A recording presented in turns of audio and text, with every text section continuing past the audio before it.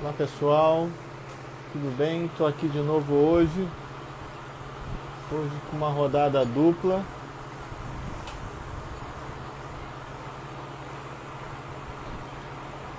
Vou chamar aqui,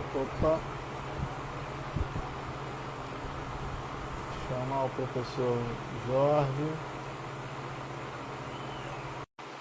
esperar ele entrar.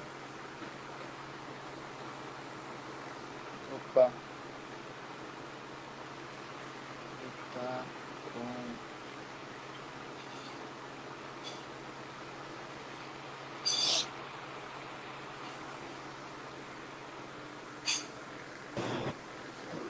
Olá, tudo Olá, bem? boa noite. Tudo Boa bem? noite, tudo bem?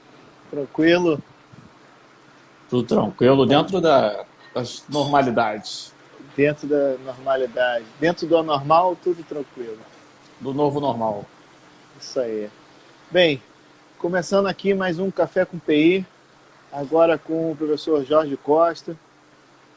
Vamos falar aqui um pouco da advocacia, do compliance, captação de cliente.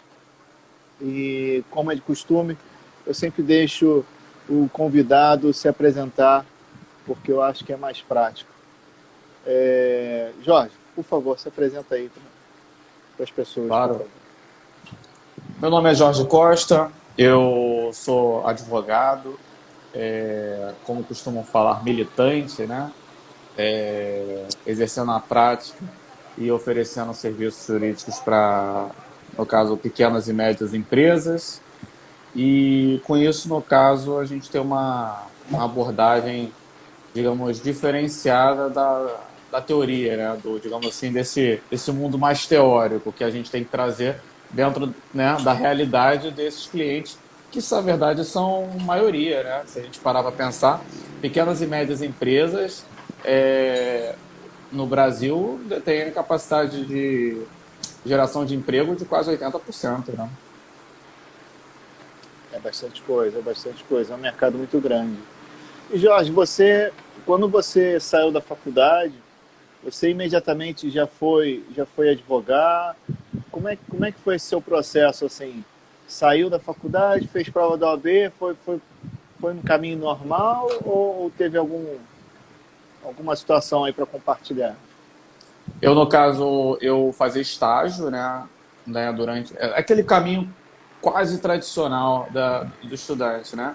Eu fazia estágio num grande escritório, né? E assim que eu passei para a OAB, eu, no caso, fui trabalhar num outro escritório que, tipo, tinha acabado de ser fundado com integrantes desse escritório antigo, então foi um escritório que fundou-se do zero ali. E posteriormente é que eu decidi, no caso, depois de um ano, 2 anos de experiência, eu resolvi, no caso, estar me associando com mais duas pessoas e abrindo o próprio escritório.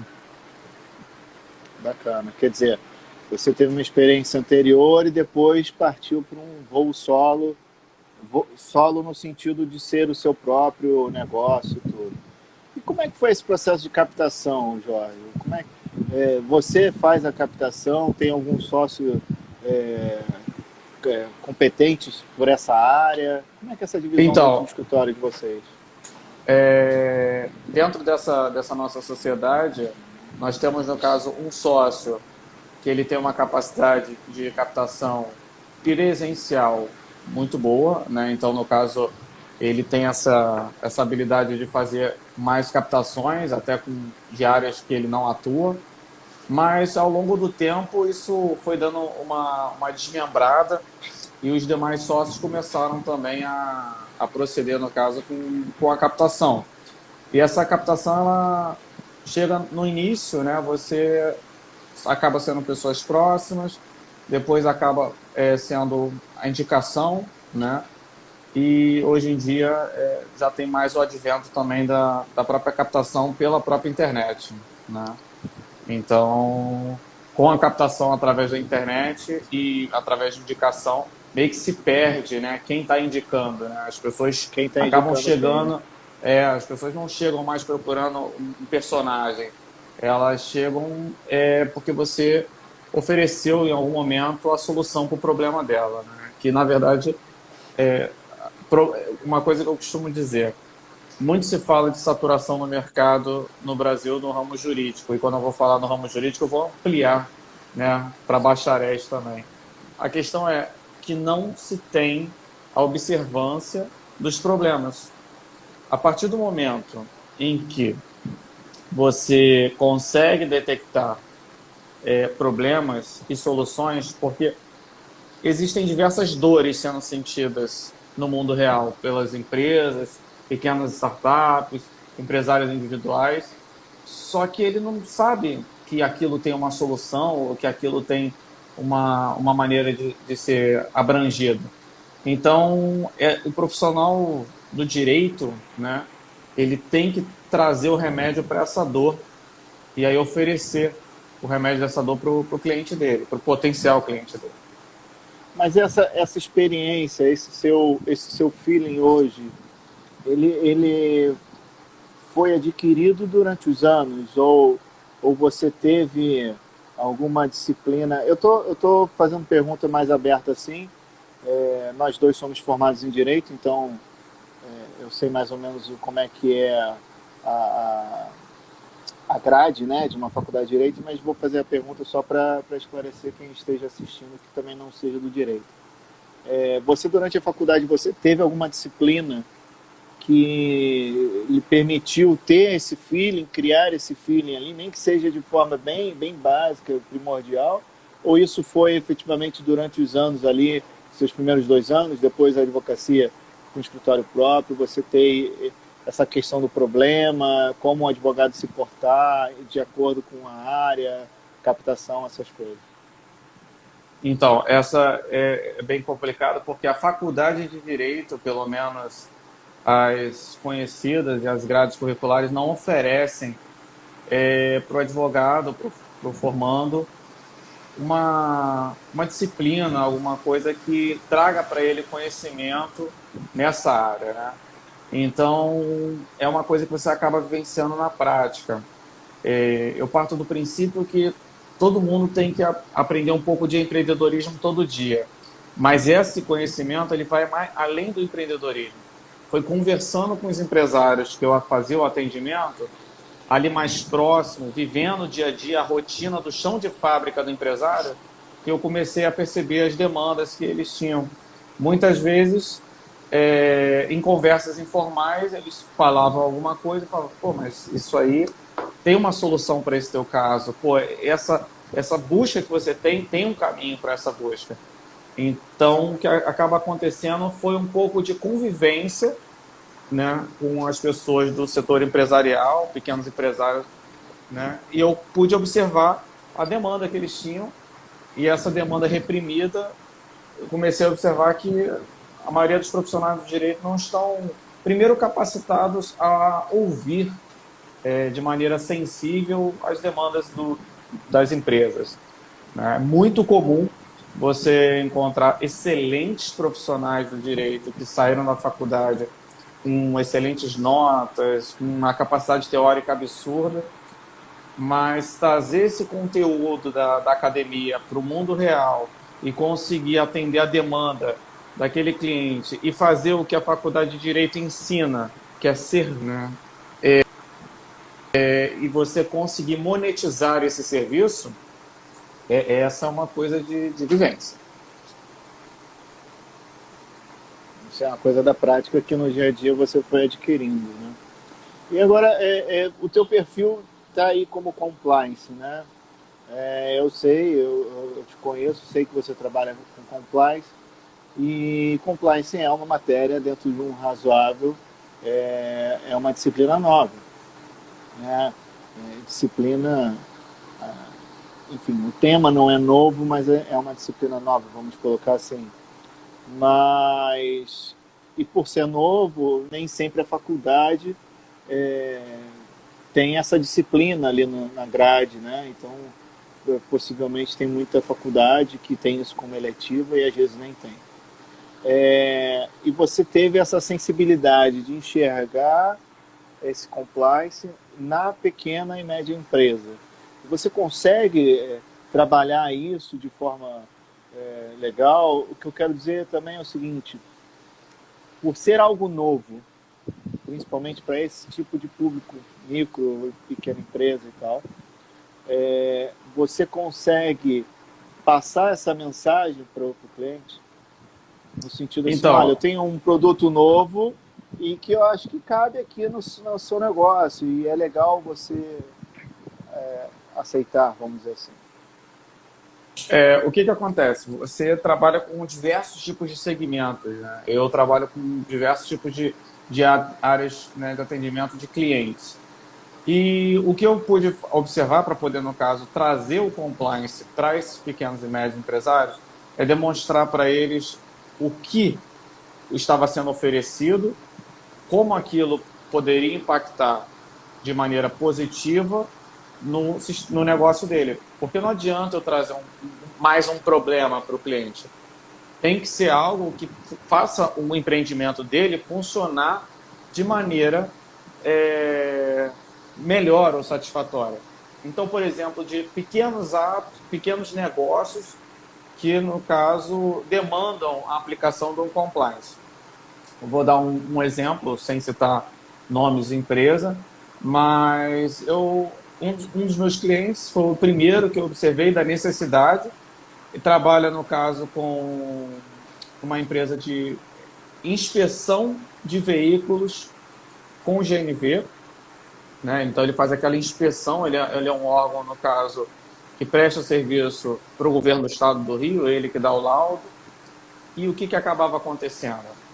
Era uma empresa que ficava vulnerável a que os colaboradores ficassem sujeitos a aceitar, né, corrupção, entre outras coisas. E você vê uma empresa pequena, uma empresa que trabalha com esse tipo de situação. E essa foi o primeiro caso de empresa em que, no caso, numa situação em que eu estava lá, no chão de fábrica, eu virei para o cliente e mostrei o detalhe para ele, falei, cara, essa situação, qual é a consequência que tem se isso chegar mais à frente, de você for pego? Pô, eu posso perder a minha concessão, eu fico, a menor da pena é a suspensão do funcionamento por 3 meses. Falei, pô, não é interessante, então a gente trazer regras de compliance, adequar aqui, e trouxe, né, as regras dentro do tamanho dele, ele não consegue, obviamente, ter toda a estrutura do compliance de uma empresa grande, mas ele já consegue aplicar 70%, o que já diminui o risco para ele. Aí você pensa, pô, mas esse é um setor muito específico. Vou além. O compliance vai muito além da corrupção, como falei, mas vai da imagem da empresa, que hoje a imagem é o que há de mais valioso, muitas vezes, no capital da empresa. A empresa, com aquela imagem, ela consegue passar credibilidade, a confiança, aí por isso ela faz o próprio registro, né, da imagem, da patente, do visual, do layout. E uma situação numa rede de farmácias em que uma cliente, primeiro foi uma situação de uma cliente que foi ofendida por um funcionário, isso foi parar nas redes sociais, e depois uma situação, essa cliente, no caso, tinha sido acusada, né, de ter... ela não foi acusada, mas a empresa demonstrou que fez um levantamento acreditando que ela estava furtando alguma coisa dentro da loja. Isso, obviamente, acabou gerando um processo judicial de indenização de danos morais. A empresa jamais pensou que um despreparo de um gerente ao lidar com uma situação de um eventual furto dentro da loja pudesse gerar tal situação.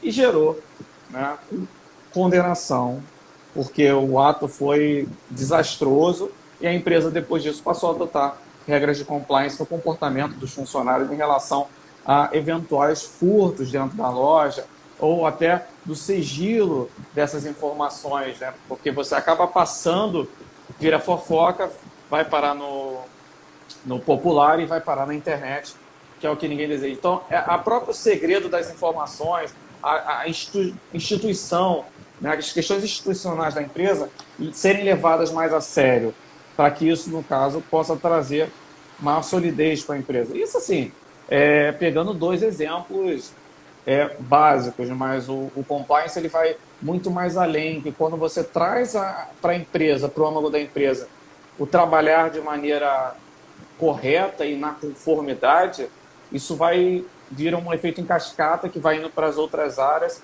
e a empresa trabalha muito mais redonda e sólida, com uma diretriz. É muito raro um pequeno empresário se preocupar com o institucional da empresa ou diretrizes da empresa. Então, você traz esses elementos e aos poucos vai inserindo na realidade daquele empresário que vai percebendo que aquilo é benéfico para a empresa dele e você acaba diminuindo o contencioso processual e faz, no caso, aquela empresa Sim. sempre questionar, né, se aquele ato que ela está fazendo se é passível de, pô, eu vou levantar isso para o jurídico, vou levantar para o setor responsável. Então fica bem mais organizada a lógica da empresa sem ficar engessada. Sim, sim. Quer dizer, na verdade, a gente tem uma dinâmica já um pouco conhecida no direito, né, que as pessoas conseguem enxergar valor quando tem problemas, né?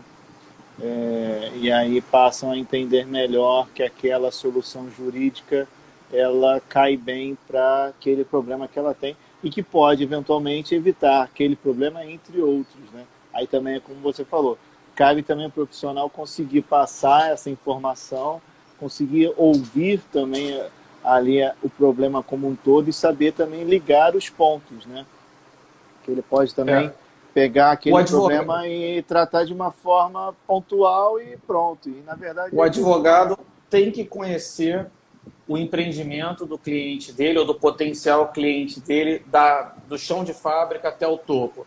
Se ele ficar de dentro do escritório aguardando um cliente ligar para demandar alguma coisa, o cliente vai só demandar que ele recebeu uma intimação de um processo, quando poderia muitas vezes ter sido evitado, independente da área, seja tributário, seja até questões criminais, envolvendo crimes ambientais. Então, assim, o direito ele ficou numa situação muito contenciosa. O aluno de direito ele sai da faculdade pensando em processo, pensando em litigar, pensando em responder processo. Sim, E o sim. direito ele é muito além disso. Ele tem que ocorrer numa esfera muito anterior. O processo é a última ratio. Não dá para você judicializar tudo. Se tua empresa, se teu cliente depende de você só por causa dos processos, você fatalmente está fadado a só ser procurado quando tem problema e você acaba que não fica uma imagem positiva, você não agrega, você é um mal necessário para aquele cliente. Então, você não está somando, você está diminuindo menos. Eu vou só colocar um ponto para não esquecer e depois falar sobre essa questão do você é um mal necessário.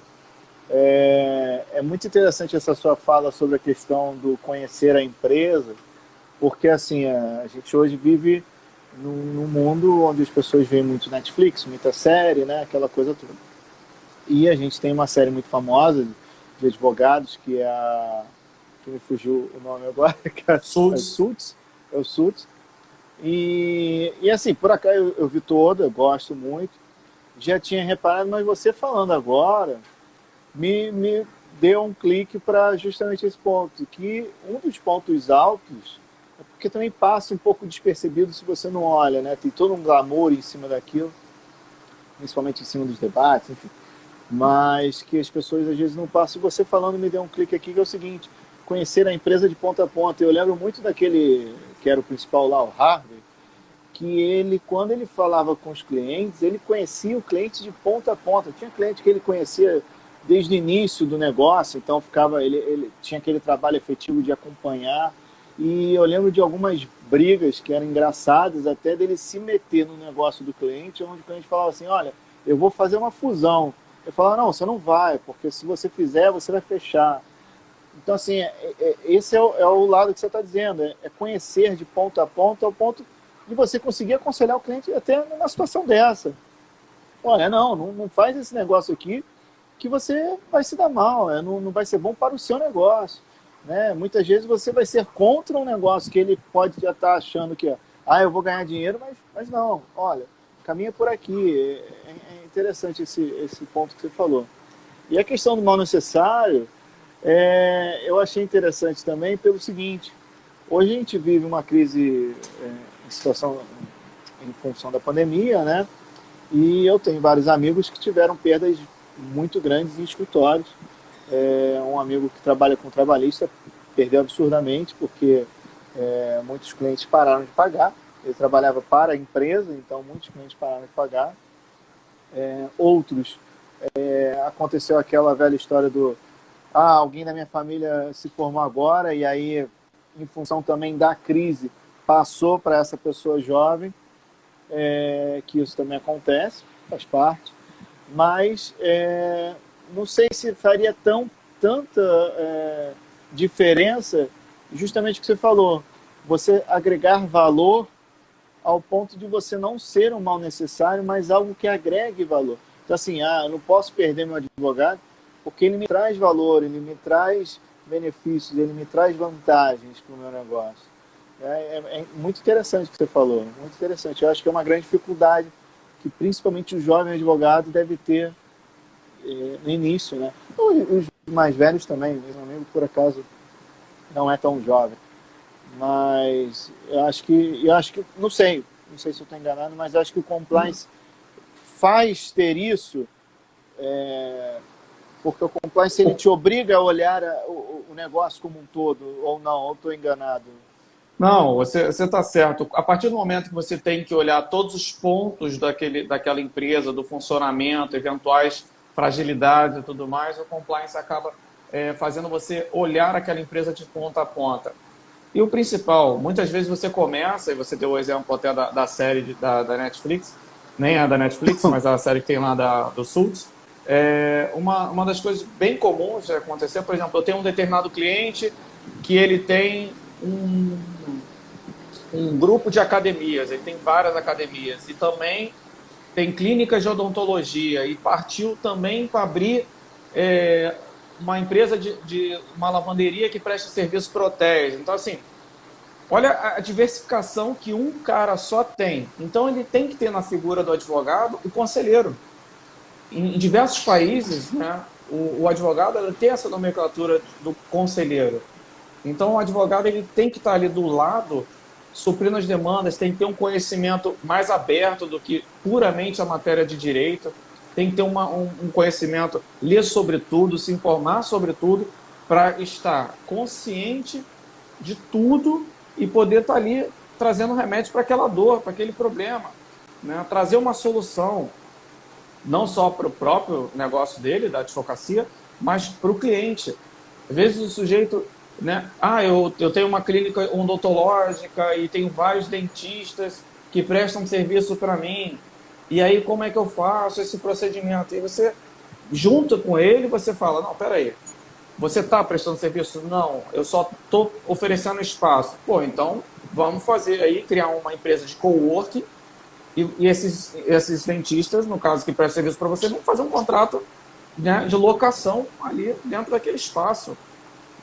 Porque a gente ali já evita uma demanda trabalhista, evita, no caso, a incidência de ICMS na prestação de serviço. Porque o que adianta o cliente ter uma clínica, ele não presta serviço, passa o cartão só no dele, faz o devido rateio? Não, você tem que trazer soluções para o cliente. E a solução você só vê quando? Indo lá na clínica do cara, vendo como é que funciona. Um dia tu tá sentado, um dia tu tá na clínica dele, no outro dia você tá na academia dele, no outro dia tu tá na lavanderia. Depois você tá numa farmácia, depois você tá numa padaria, mas você vai vendo as dores de todo mundo.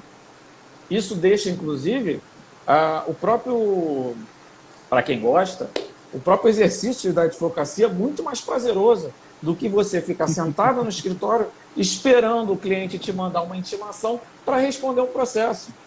O advogado que fica sob demanda, ele só atua para, no caso, atingir, no caso, sob demanda, ele está fatado a ser um mal necessário, ninguém quer, você só vai ligar para aquele cara para dizer que tem um problema, né? Então, assim, só sob demanda, e aí vai justificar uma coisa que eu particularmente sempre detestei, mas é um hábito, eu entendo o porquê também ser um hábito, enfim, tem toda uma justificativa e tal, mas a tal da sob demanda também gera a questão do só cobro honorários de êxito, e aí isso que, Não, ao meu ver, a minha opinião, é uma coisa muito complicada para o advogado, porque faz com que ele fuja de uma renda mensal para ganhar no êxito. Ok, acho que ninguém entra com uma ação, pelo menos a maioria das vezes, ninguém entra com a ação pensando que vai perder, mas considerando o poder judiciário que a gente tem no Brasil, a lentidão que existe, a quantidade de recursos, que apesar da reforma do CPC, não vejo uma diminuição tão grande, apesar de muitos vão apontar o dedo para mim e falar, mas tem as estatísticas do CNJ, eu não vejo na prática essa estatística funcionando. Eu acho que isso só gera mais problema e mais advogados com a corda no pescoço no fim do mês. sim, Porque essa postura de sob demanda. É a mentalidade que a gente sai da faculdade, né? Você sai da faculdade pensando em processo. Você esquece todo o contexto que o sujeito tem. Então você não consegue participar ativamente das tomadas de decisões da empresa com o seu conhecimento jurídico, que muitas vezes vai ser determinante para aquele cliente desonerar menos a folha de pagamento, impostos. Você vai trazer solução, você vai fazer valer os seus honorários. E é aquela situação, você trabalha com honorários contínuos, independente da demanda do cliente. Claro que você vai ter uma cláusula contratual de equilíbrio contratual. Às vezes você tem um cliente que tem muito funcionário, tem pouco problema, você mantém um valor tranquilo ali para demandar os problemas dele. Do nada, o cara tinha 800 funcionários e esses de 800 funcionários, 400 entraram na justiça. Um exemplo hipotético. Aí ocorre um desequilíbrio contratual avassalador para um escritório, talvez de pequeno porte, dar conta de 400 ações de uma vez só. Então, assim, não pense que é impossível. O sindicato faz a mágica quando é trabalhista. Aí, o que acontece? Tem toda essa situação. Então, você tem que, no caso, estar ativamente participando das situações junto ao cliente. Independente da sua especialidade, e aí uma coisa que muito se fala e é bem polêmico, fala que você não pode ser um advogado generalista. Concordo em gênero, número e grau. Mas você tem que se unir com advogados de outras especialidades ou pessoas de outras especialidades para poder estar suprindo a demanda daquele cliente. O cliente, ele não quer... Não, peraí que eu estou precisando de um trabalhista, vou procurar o área. Estou precisando... eu recebi uma carta dictativa, vou procurar... Então, assim... Você vira uma central jurídica, né? Ou um departamento jurídico, né? Acho que se pensar dessa forma, né? Você, até para uma pessoa mesmo, uma pessoa física, que você seja a referência jurídica. E, quem eu tenho como referência? O Jorge. Então eu vou no Jorge. Jorge, estou com problema trabalhista. E aí você pensa em alguém que vai te auxiliar naquele caso para aquele cliente que é seu. E aí você depois resolve o seu problema com o seu parceiro da trabalhista, vamos dizer assim. E outra coisa que acaba acontecendo, e eu digo, né, mesmo que eu tenha parceiros em determinados processos, na hora de assinar a procuração, eu boto meu nome lá junto, para o meu cliente ver que eu estou comprando junto com ele a briga dele, e eu vou estar, no caso, acompanhando todo esse quadro. E uma coisa que tem que ser dita, né, também dessa situação do advogado sob demanda, ele acaba que, em primeiro lugar, ele acaba tendo uma dificuldade de gerar uma renda mais confortável, assim.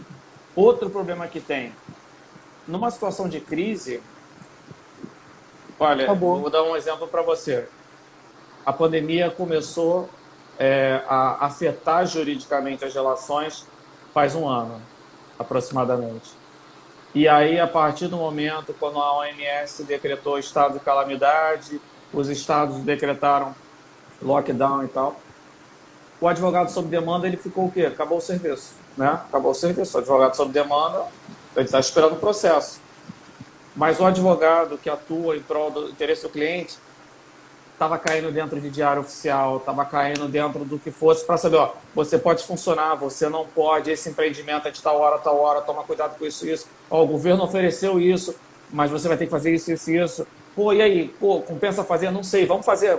Pega os teus funcionários, vamos somar aqui a folha de pagamento. é sentar junto, é ver, é fechar balanço, porque independente de não ser, pô, a minha especialidade não é trabalhista, te dá lógica jurídica. Você tem o advogado sai da faculdade com uma coisa chamada lógica jurídica, onde você Mas é isso que eu ia falar. É isso que eu ia falar. Eu chamo de raciocínio jurídico, né? Que é a mesma lógica. É, mas aqui é o meu contraponto em relação à crítica do generalista.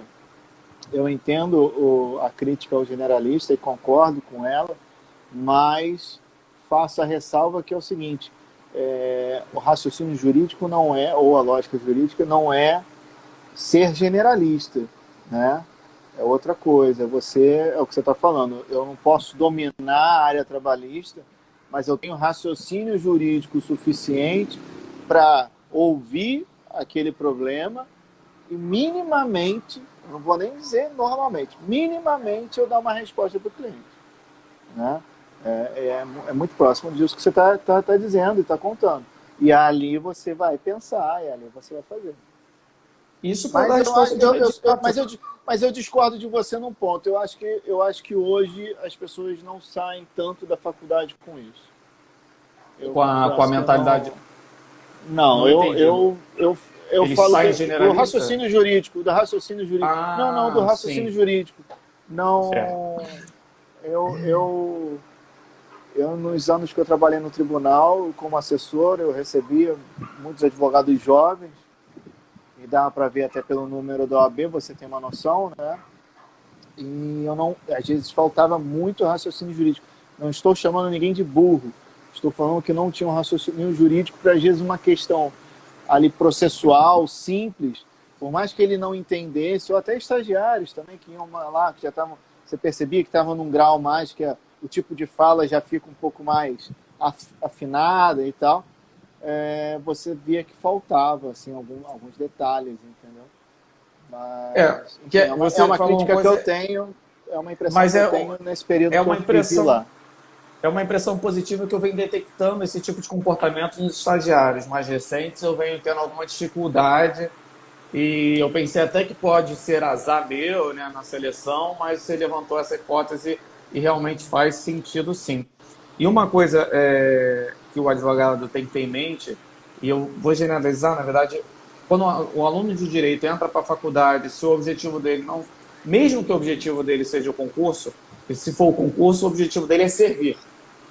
E o advogado, ele além de servir, ele tem que ser um solucionador de problemas. Ele tem que, no caso, saber as dores e traçar como amenizar aquelas dores. Então, toda demanda que chega, todo problema que chega, você tem que, obrigatoriamente, pensar em uma solução.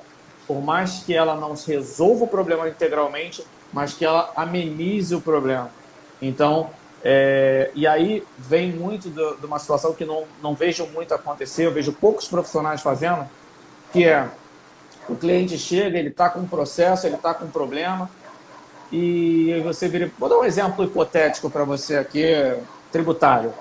O sujeito está nessa crise, Covid-19, pandemia, negócio fechado, recebe aquela cartinha da dívida ativa da Fazenda Pública, processo judicial. Recebeu ICMS, que sempre é baratinho, né? A movimentação no cartão de crédito ali, né? Aí ele pega uns 4 anos ali, vira 400, 500 mil numa naturalidade. E aí o cliente se vê sem caixa, sem nada, e aí você sabe que chegando, no caso, a intimação do processo da Fazenda Pública, você tem 2 recursos, né? 2 coisas.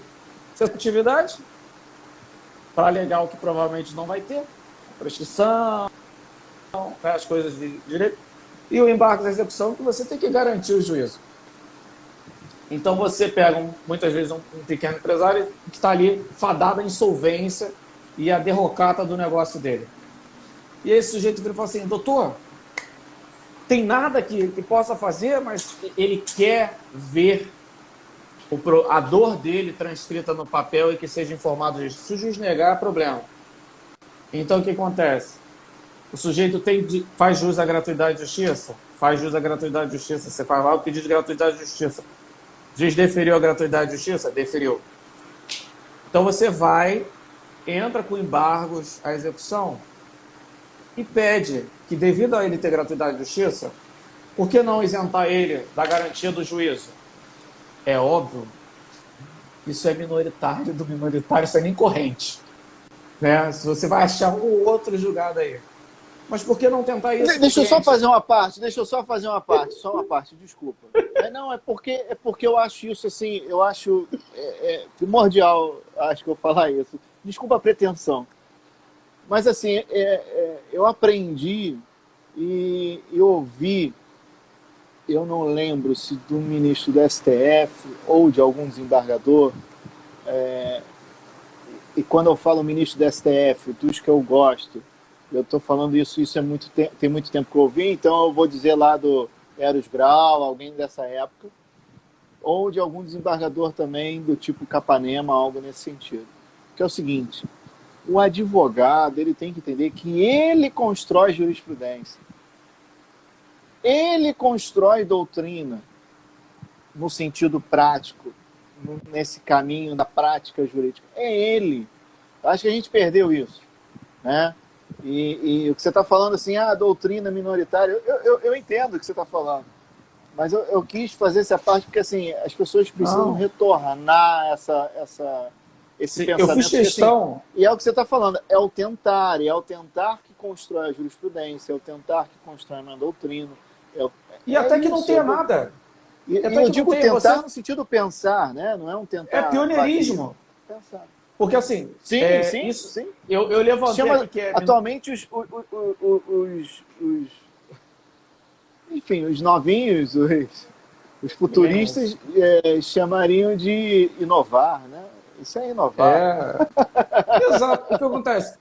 É uma situação, eu fiz questão de frisar que era minoritário, porque aí rapidamente poderia aparecer, né, algum advogado assistindo, a gente ia falar, pô, mas essa tese é absurda.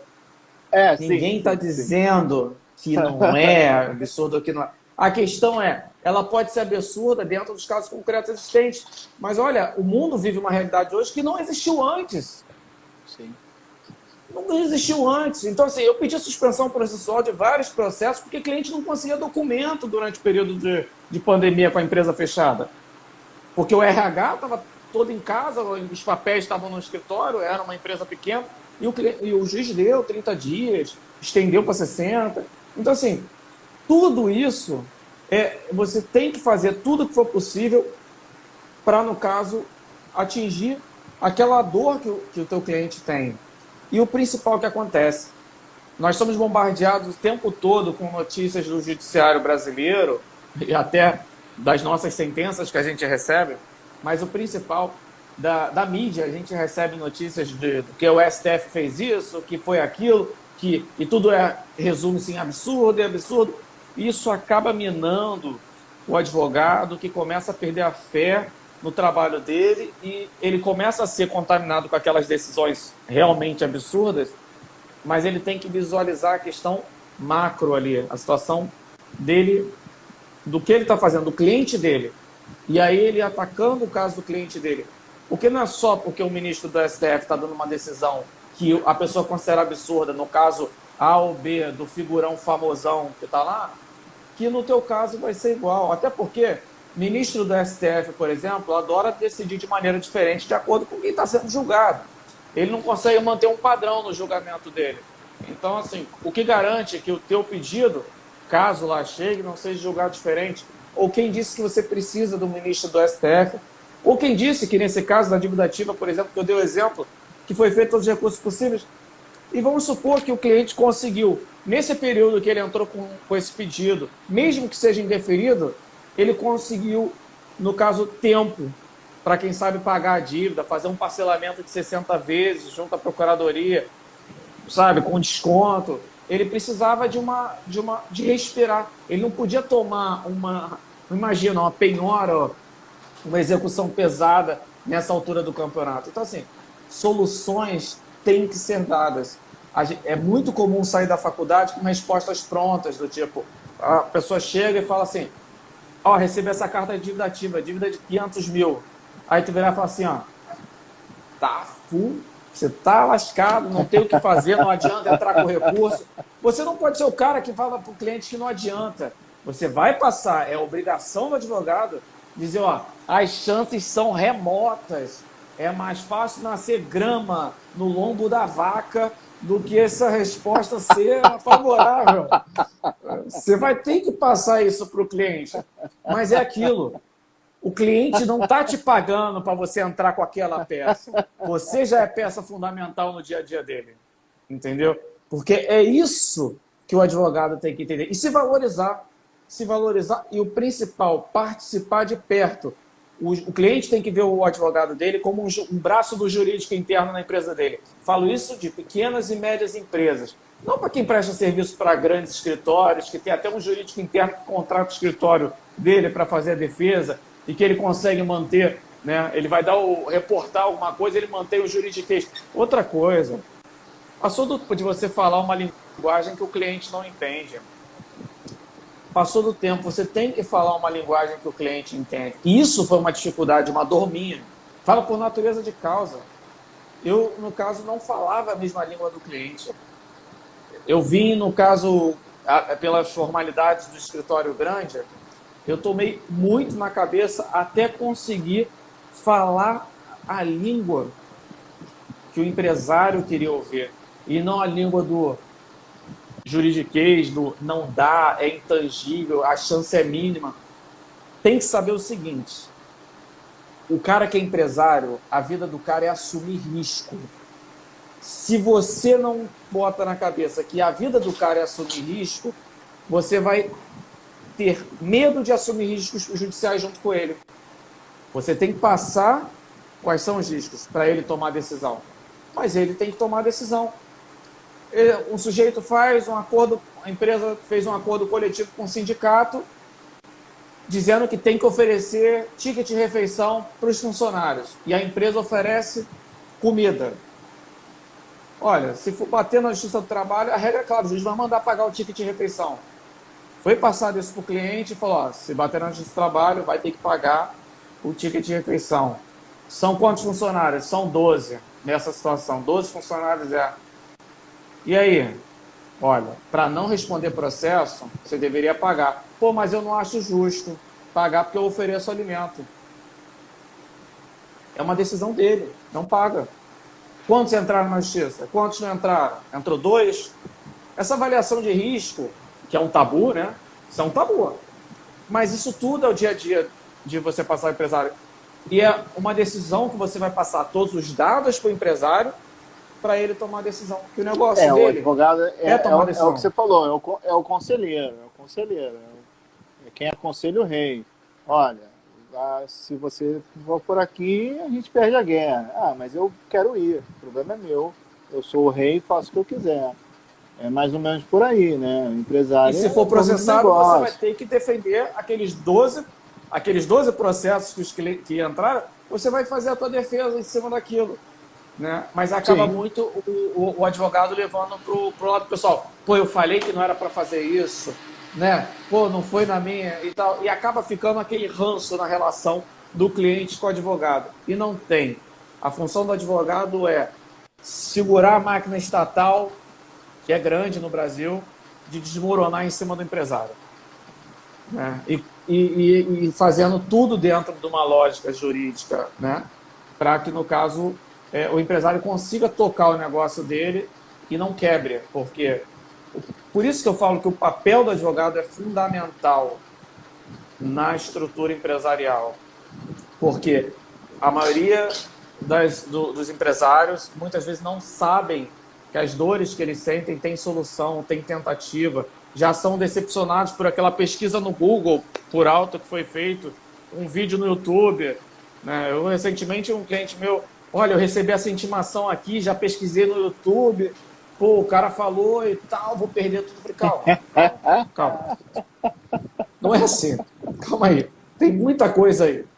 Aí eu falei, deixa eu ver o processo. Aí bati o olho e falei, primeiro, olha, tá prescrito, estão cobrando aqui, dívida ativa também, mas tá prescrito. Você não vai perder nada. Eu não posso prometer para você que a causa ganha, óbvio, né? Até porque... As pessoas tratam como se fosse um tutorial, né? De trocar. Tutorial. Né? Não, o Google... Juiz Brasil é um dos maiores Você, advogados. você acha que a tecnologia prejudicou muito, Jorge? Você acha que nesse tempo que você é advogado, você acha que a advocacia que veio avançando nesse período, ela prejudicou? Principalmente Não, esse ela não. trato com o empresário, porque assim, no Brasil a gente tem todos os níveis de empresários e a gente tem das pessoas que às vezes não tem formação acadêmica nenhuma, mas é um senhor empresário, o cara tem um tino ali para o negócio, consegue tocar enormes negócios. E também tem o lado das pessoas que às vezes tem capacidade acadêmica boa e está ali tocando seu negocinho, que largou, que está tentando não sei o quê. E aí as pessoas vão, que nem esse que você falou, acessa a internet, vê e tal. Tá? Esse avanço tecnológico prejudicou essa comunicação? Então, o que acontece? Ela acabou dando mais trabalho para o advogado no sentido de o sujeito já vai te procurar com uma pesquisa pronta, com uma pesquisa feita. Então, ele já vai marretando em cima de vários pontos. Então, o que acaba acontecendo é que você tem que estar preparado, né? O estudo contínuo é fundamental. Mas não foi só, eu até digo, né, um cliente meu específico, que foi o mesmo da pesquisa do Google, ele me contratou há muito tempo atrás. Esse é curioso. Não, é muito curioso. E aí ele, no caso, tinha um enorme passivo de execuções trabalhistas na época e outras tantas até dívida ativa e tudo mais, porque ele deixou os negócios dele no Brasil, viajou para os Estados Unidos e aí, no caso, os funcionários, por exemplo, recebiam intimação trabalhista e sumiam com ela, entendeu? Fizeram ali um negocinho bem bolado para gerar um passivo grandão que o patrão não estava. Então ele tinha execuções homéricas nas costas dele. E aí, quando ele veio me procurar, eu sentei na mesa dele, né? Eu fui até ele, e aí em cima da mesa tinham 3 livros de direito só sobre execução. O cara tinha lido tudo para poder, no caso, saber o que perguntar e tudo mais. Então, assim, óbvio que esse tipo de personagem antes da internet era mais raro. Hoje, o sujeito faz meia pesquisa no Google e, no caso, já chega achando muitas vezes que está sabendo. Ele e se aí, torna mais especialista hoje. Ele é mais especialista com menos informação.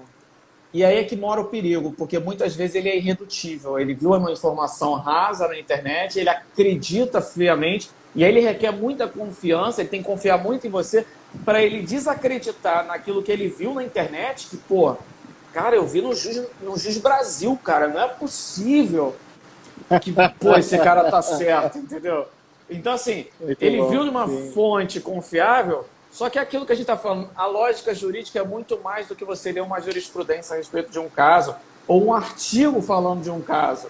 Então, vai muito além disso. Então, o profissional ele acabou ficando, precisa ficar mais preparado para rebater os pontos que essa pessoa vem intransigente, porque vem de maneira intransigente, muitas vezes, e você, com delicadeza, apontar, não é assim. E aí você acaba tendo que ser um professor.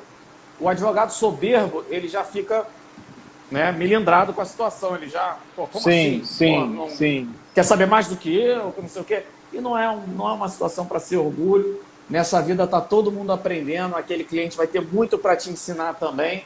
Então, essa situação de trazer mais humanidade para o trabalho, de vivenciar as coisas e você participar da dor da pessoa ali, até quando a pessoa tem a dor da certeza. Não, porque a certeza é essa, porque a causa ganha. E aí você vai falar, não, peraí, deixa eu te mostrar. Essa é uma essa e essa. Inclusive no tribunal que a gente vai cair aqui do Rio de Janeiro, é essa. Então, assim, tem essa situação. E, claro, eu vou além. Você falou da situação na internet, mas a gente tem que lembrar que o direito é conhecido por ser um universo meio predatório, em que os colegas de profissão muitas vezes acabam por não ser muito leais na concorrência, e aí a primeira coisa que ele fala quando ele tem acesso a um cliente teu, o outro advogado fala, não, mas isso aí que ele está falando é besteira, né? Não vai nessa não, eu tenho uma solução melhor. E muitas vezes né, não fazendo esse ponderamento de forma fundamentada. Esse ponderamento tem um único objetivo de captar aquele cliente. Então, assim, a gente já tinha isso na carreira, na profissão, da famosa canelada, né? Nós temos... É comum você... Um empresário médio, um empresário pequeno, ele acaba, por muitas vezes, sendo assediado por outros Sim, advogados que vão virar e falar assim: ué, eu tô olhando aqui o teu negócio, ué, não tem controle de ponto, ou tipo, você faz isso aqui como se você não estivesse participando. E se você não for um cara presente na vida desse cara, obviamente um sujeito que vai chegar para tomar um cafezinho na padaria, que ele está querendo aliciar o dono, ele vai dar um toque aqui, um toque acolá, um toque acolá, até captar esse cliente e tirar ele de você. E, claro, depois ele provavelmente vai ficar de dentro do escritório só esperando o processo chegar. Mas... Sob demanda. Sob demanda. Mas a captação no direito, ela sempre foi bem predatória. Então, ela acaba... A internet, ela não se torna tanto um problema. Ela requer que você tenha conhecimento. Foi aquilo que eu falei. A gente pode não ser generalista. O cliente pode ter uma dúvida. Você tem a lógica jurídica. Mas, às vezes, o cliente te dá uma demanda, você fala, pô, peraí, que isso é específico, eu não sei. Mas peraí que eu vou mandar um WhatsApp aqui pro profissional dessa área aqui pra gente saber agora. Fulano, ó, isso. O cara responder.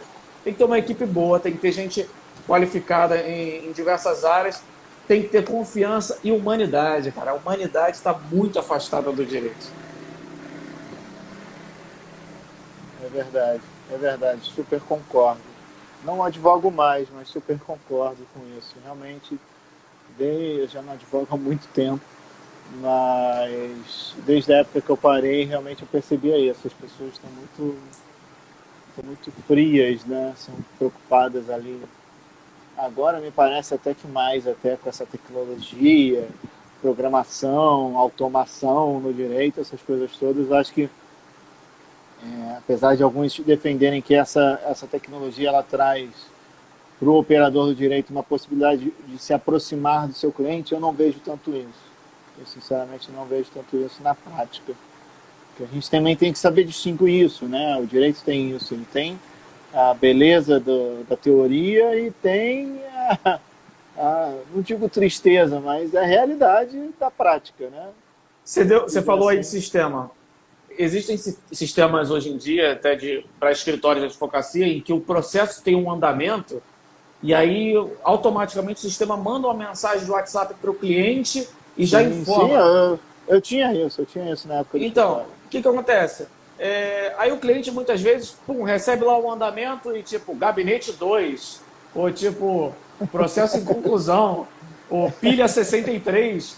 Então, assim, o cliente não sabe. Então, geralmente eu prefiro, no caso, pegar a informação e estar atualizando o cliente quase que de maneira artesanal dos casos dele, tipo, fazer uma apresentação, um PowerPoint ali dentro das necessidades dele, passando os casos, do que chegar e, ó, pilha 63, não sei, né? O que eu fazia... Isso, tem o delírio, calma que vem o delírio, porque com pandemia, para, no caso, atingir métricas aí no judiciário, eu comecei a ver alguns andamentos meio psicodélicos, né?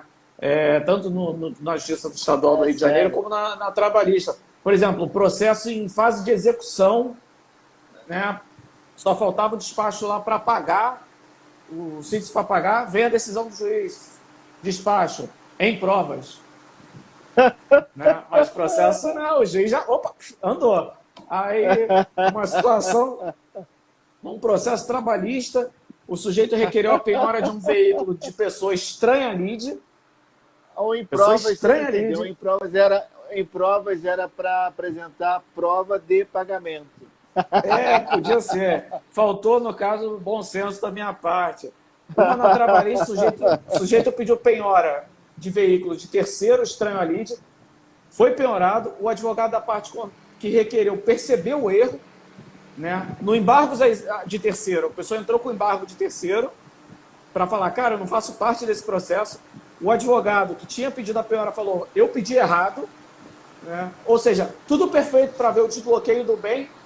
O juiz marca audiência de conciliação no Sejusca. E dane-se bem bloqueado.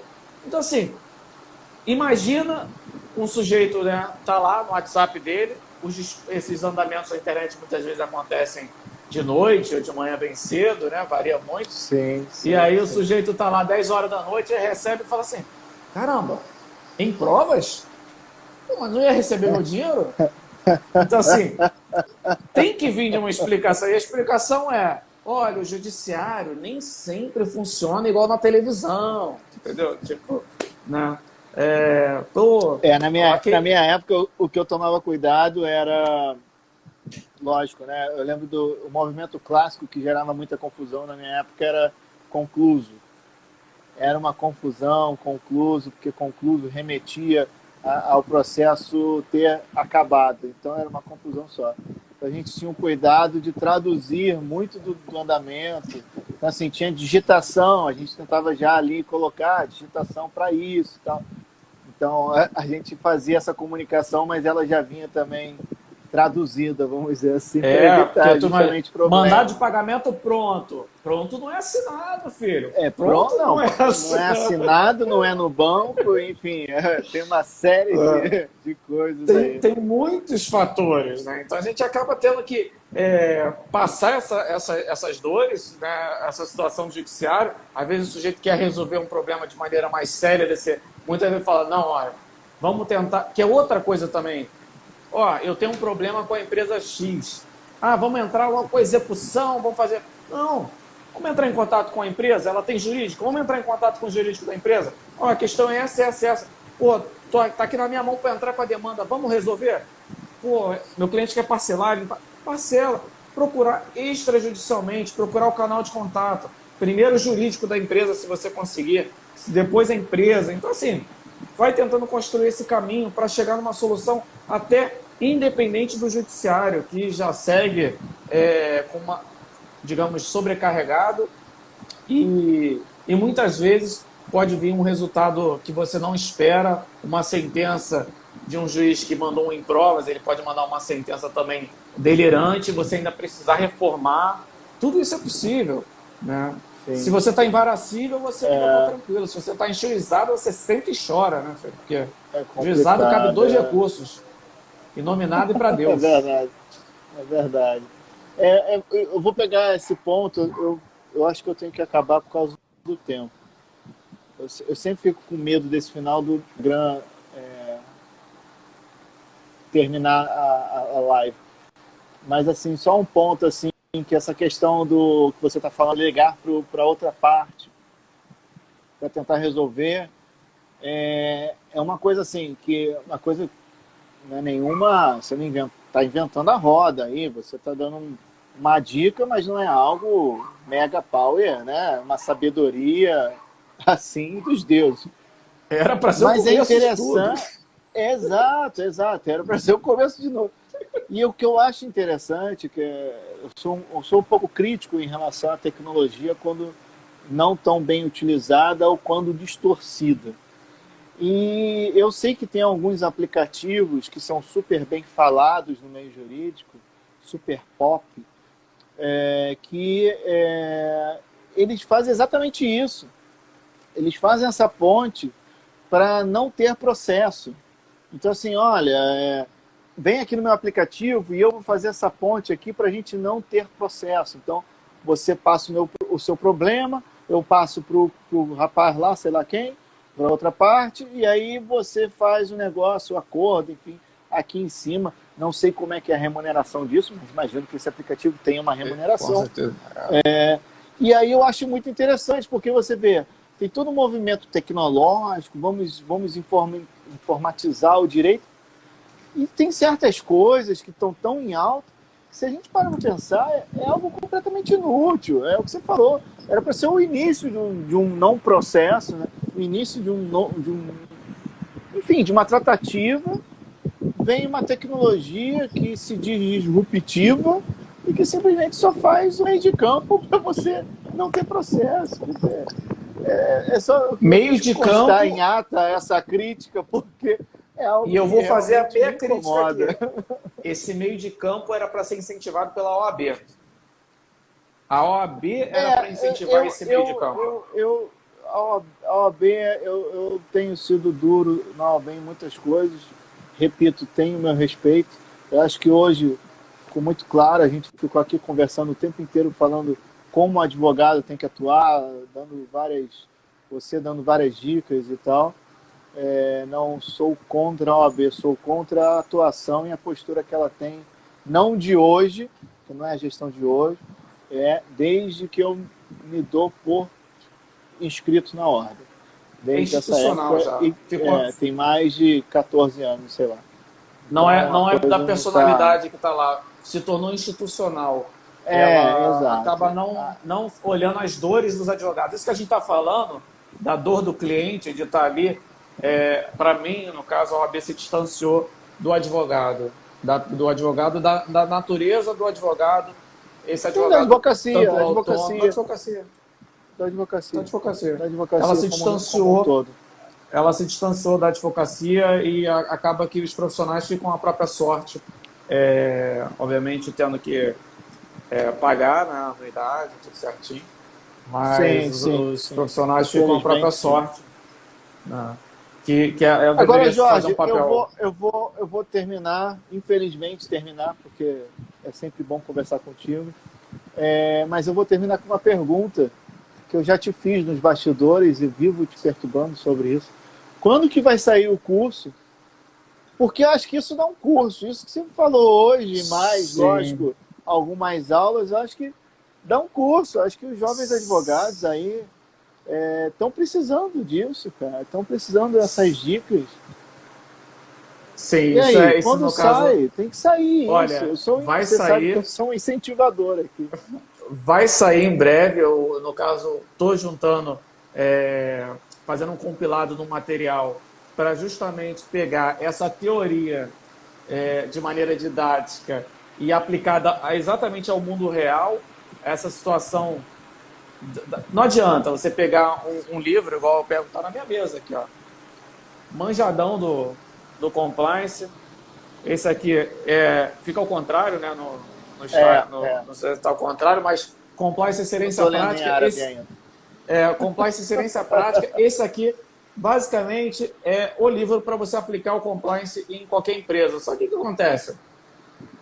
Aqui a visão do compliance na íntegra, pensando naquela empresa de capital fechado, uma europeia, um sistema jurídico perfeito. Assim, o mundo real é outro sistema, meu amigo. Você vai falar de governança corporativa, meu irmão. O cliente está ali equilibrando as contas, ali, os boletos e tudo mais, e você vai chegar para ele e falar: não, olha só, vamos aplicar isso aqui. E tu engessa o cara vai te mandar embora no dia seguinte, não vai querer nunca mais olhar no teu olho. Então você tem que trazer para ele de maneira homeopática, em que ele veja o resultado. Porque você pode trazer uma coisa que dá um resultado negativo para ele. Então você vai trazendo aos poucos dentro da realidade dele. Então isso tem que ter uma sensibilidade absurda. Você chegar e já... Chegar e falar assim: não, porque estou vendo aqui teus clientes, teus funcionários aqui, e você não está pagando o ticket de refeição, e na convenção coletiva está dizendo que você tem que pagar ticket de refeição. Isso é um absurdo. Bota o dedo na cara dele, o cara...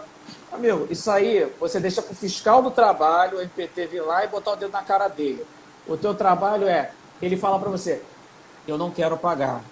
Aí você fala: tá, vamos pensar no que vai acontecer, ó. E aí você vai dar o passivo para ele, ó. Ele vai fazer o cálculo. Pô, eu tenho a possibilidade de, se eu for condenado, pagar X disso aqui, vezes 12 e tudo mais. Então, assim, quem decide os números, quem faz gestão de risco na empresa, é o empresário. Você está ali para aconselhar. O programa de compliance é para atenuar esse risco. E isso, meu amigo, todo mundo gosta de ter mais certeza, mais previsibilidade no negócio dele. Então, acredito que o compliance aplicado a pequenas e médias empresas, de maneira mais mundo real, menos teórico, como veio sendo aplicado, assim como outras legislações, como eu digo e repito, falo aqui do compliance, falo da LGPD, que está um abismo do mundo real. Abismo do mundo real. Então, assim, que na verdade você tem que trazer para o teu cliente também a LGPD. É importante, o advogado tem que estar antenado em todas as situações. ele tem meu cliente da academia tem as fichas lá de atendimento dos alunos. Minha empresa que tem o cliente que tem 700 funcionários, tem o cadastro do funcionário. Amigo, o cliente, tu mostra para ele a lei de LGPD, ele vai falar, tá maluco, isso aí eu não quero saber disso. Aí tu vai falar, calma, já entendi que você não quer nem ver isso, mas isso pode te causar um problema. Vamos fazer um termo de consentimento? Faz o mínimo, mas é melhor fazer o mínimo do que não fazer nada. O problema é que o advogado só quer fazer ou tudo ou nada. Você tem que fazer o mínimo. E, claro, mostrar o risco. Não é dizer que o mínimo é a solução para o problema dele, mas dizer que vai atenuar. Então, você pode ter certeza, eu já estou aqui fomentando, criando, porque eu acredito que um curso voltado para essa aplicação prática aí tende a trazer resultados bem positivos, né? Porque eu não... O que eu costumo falar, eu falo da advocacia de forma apaixonada, porque é uma coisa que traz satisfação, porque eu sei que eu sirvo as pessoas que me confiaram servir a elas. E esse sentimento de estar ali do lado da pessoa, na luta, na guerra, na batalha, isso é positivo. Então, através desse tipo de sentimento que eu nutro, no caso, meu prazer por advogar. Independente de a gente esbarrar em decisões absurdas, de ver o judiciário na televisão tomando decisões que não compadecem ou uma OAB distante, mas eu trabalho na minha situação ao que está ao meu alcance. Então, oferecendo o que eu posso oferecer de melhor para as pessoas que eu estou ali servindo. E o principal, se valorizando, que é muito também difícil o profissional do direito se valorizar, porque ele não sai da faculdade sabendo como ele precifica, valoriza o trabalho dele. Com muita sorte, ele pega a tabela da OAB e tenta lá cobrar um honorário mínimo dentro do que ele acha lá que cabe. Mas o princípio da advocacia não está pelo menos na minha visão, não está no ato, em advogar por ato, pré-pago igual um telefone. A advocacia ela tem que ser constante e permanente ali, você tem que mostrar o seu valor e estar do lado do cliente o tempo todo. Mesmo que você faça isso aos poucos e o cliente vai vendo seu valor aos poucos, de acordo com os resultados que você vai trazendo para ele. Em momentos de crise, como estamos agora no Covid-19, em comércio fechado, que os clientes estão matando um cachorro a grito, literalmente, é que você tem que estar ali do lado dele, porque você tem as suas dores também como profissional nesse momento, mas se o teu cliente quebrar, é menos um. Então você tem que estar ali do lado dele apoiando para que hoje ele possa não estar conseguindo arcar contigo, mas você vai ser a pessoa que estava do lado dele quando tudo deu errado. Então é um aspecto positivo. E o principal, humanizar as relações. O principal não é isso, lógico que mas o principal que eu quero é o seguinte, quero datas. Quer data? Quero datas. Não, o meu ministro preferido deu datas. Eu quero datas agora do advogado, meu amigo, que vai lançar o curso. O dia D e hora H. Na verdade, eu estou me empenhando para que isso saia o mais rápido possível. Eu não consigo prometer data, porque eu sou uma pessoa muito comprometida. Com data eu ia ficar neurótico aqui. E eu quero justamente fazer algo... Até porque é uma ideia que eu vi... Eu não conseguia dar valor a essa situação e poder ajudar outras pessoas com esse tipo de demanda faz mais uma vez o papel de servir aqui, que é o papel do advogado, que eu falo, servir. Então, muito bom, bravo, muito bom. Muito bom. Bem, sempre um prazer. Também, sempre um prazer. Faz parte, tudo que é bom tem o seu tempo. E, bem, nada impede que a gente venha aqui bater papo novamente. Com certeza. Fico aí sempre abertas. As ordens também, porque estamos aqui para justamente debater e, no caso, aprender um com o outro, né? Tenho muito sobre propriedade intelectual, uma área que eu tenho muito para aprender também.